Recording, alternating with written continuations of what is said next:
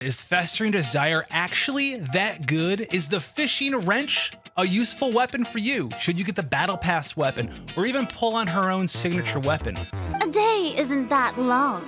Let's see what kind of case this big shot Outlander can build in such a short amount of time. And while weapon tier lists are based off of, at least on this channel, the math behind the character, we're gonna make it as easy for you to follow along so you don't need to know all of the ins and outs of all of the math behind Furina while getting the correct information. The baseline weapon here is gonna be 100% of our damage, and this is going to be the Ferryman fishing weapon you can pick up from Fontaine. Now, you are going to have to fish for this, but it does give a very large amount of energy regen. It does give bonus energy regen from its own ability. However, that does only last for 5 seconds. But Furina does need a pretty significant amount of energy even after her buff to her elemental burst, with the cost being reduced to 60. And while you can't make full use of the extra energy regen on the passive of this weapon, it does last for 5 seconds and you can activate it by using Furina's elemental skill. And while that energy regeneration buff is active, you can pick up extra particles with Furina in the background by using the other character's elemental skills in your party. The weapon right above that is the 5-star key, aka Nilu's weapon. It's going to be about 2% better. Right above that, you have the primordial jade cutter, as well as the light of fuller incision, and also the battle pass weapon, the Wolf-Fang. Jade cutter and fuller incision are going to be giving you pretty significant bonuses because they are 5-star weapons. Something with a giant amount of crit rate like the jade cutter can stand the test of time just being a stat stick alone. Even if the jade cutter's ability to give you attack based on your HP isn't that useful to Furina, it still gives a ton of crit chance as well as some bonus HP, which makes it a fantastic weapon. The same thing can also be said for the fuller incision. Now, the Wolf-Fang's an interesting one as well. It is a battle pass weapon, and there has been quite a lot of misinformation going around about this weapon. It has crit rate on it, which is something we like to see for Furina. It also is going to increase the elemental skill and burst damage of Furina on top of that. Where the misinformation for this weapon really comes from is from this ability right here. When an elemental skill hits an opponent, its crit rate will be increased by 2%.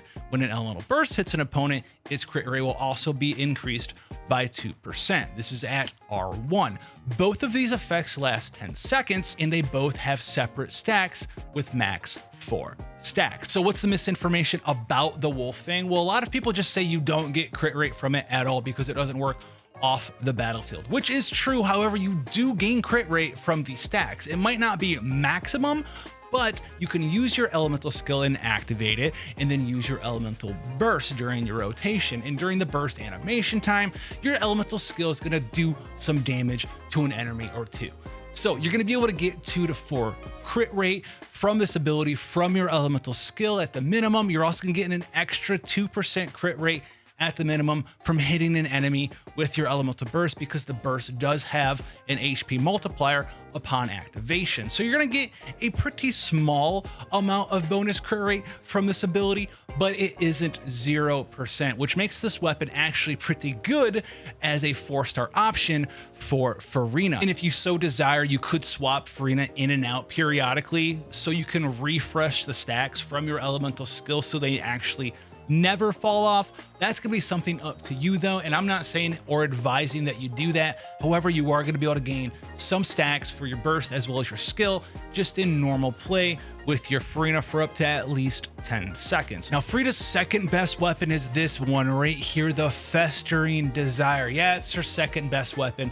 Yeah, it only took about 3 years for the Festering Desire to really have a place, and it's her best free-to-play option at R5. It's going to give you energy recharge, which is a very significant portion of the amount you need for the Furina build at 45.9%. And then it's going to give you elemental skill damage increase of 32%, and then elemental skill crit rate increase by 12%. The skill damage increase and crit rate increase go very well with her kit, especially if you're planning on using an HP percent goblet on your Furina, because there's so many ways to increase at C0 elemental skill or hydro damage or damage percent bonus period from her fanfare stacks, that this is going to work very well in that HP percent goblet build. If you don't have access to Festering Desire, then go ahead and check out some of the ones we just talked about, because I don't think it's coming back. And then the final weapon, with no doubt, is about 10 to 12% better than the Festering Desire. Desire is her own signature weapon,